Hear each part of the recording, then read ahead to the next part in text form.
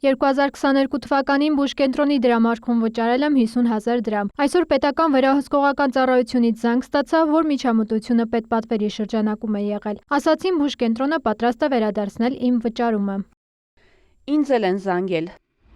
Բժշկական կազմակերպությունները պետպատվերով ծառայությունների դիմաց վճարած քաղաքացիներից 1430-ին նախորդ տարվա սկզբից մինչև հիմա վերադարձրել են ընդհանուր առմամբ 153 միլիոն 500 հազար դրամ։ Գործընթացը շարունակվում է։ Պետական վերահսկողական ծառայությունն ավելի վաղ ուսումնասիրություն էր արել պետական ու ոչ պետական բուժհաստատություններում և պարզել, որ դրանցից 13-ում պետական պատվերի շահառու շուրջ 15,000 քաղաքացիներ գումարներ են նվիրաբերել բուժհաստատություններին, չնայած որ պետությունը վճարել է նրանց տրամադրված ծառայությունների դիմաց։ Խոսքն ընդհանուր առմամբ մոտ 1 միլիարդ դրամի մասին է։ Վարչապետը հանձնարարել էր գտնել այդ մարդկանց ու վերադարձնել գումարները։ Գործընթացը իրականացվում է ՊՎԾ-ի անմիջական մասնակցությամբ ու վերահսկողությամբ։ Ծառայությունը հետևողական է, որպեսզի բոլոր այն քաղաքացիներ, ովքեր հայտնվել են տվյալ իրավիճակում, իհետ ստանան իրենց կողմից վճարված գումարները։ Ծառայության կողմից բոլոր բժշկական կազմակերպություններից պահանջվել է, որպեսզի պետական պատվերի շրջանակներում քաղաքացիներին մատուցվող բժշկական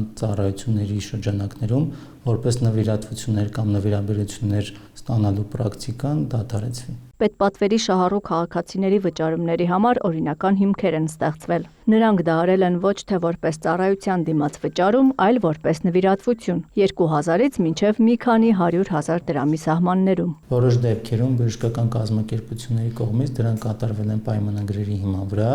կանխիկ գումարները մոտ քանելով դրամարկղ, իսկ որոշ դեպքերում էլ բժշկական կազմակերպության տարածքում տեղադրված վճարային տերմինալների միջոցով, որոնցում հատուկ ծրագրավորված են եղել նվիրատվությունների կամ նվիրաբերությունների համար հատուկ պատուհաններ։ Այդ գումարներից նաև հարկեր են վճարվել, բայց հարցը դիտարկվել է բարոյական հարթությունում ու վերադարձնելու որոշում կայացվել։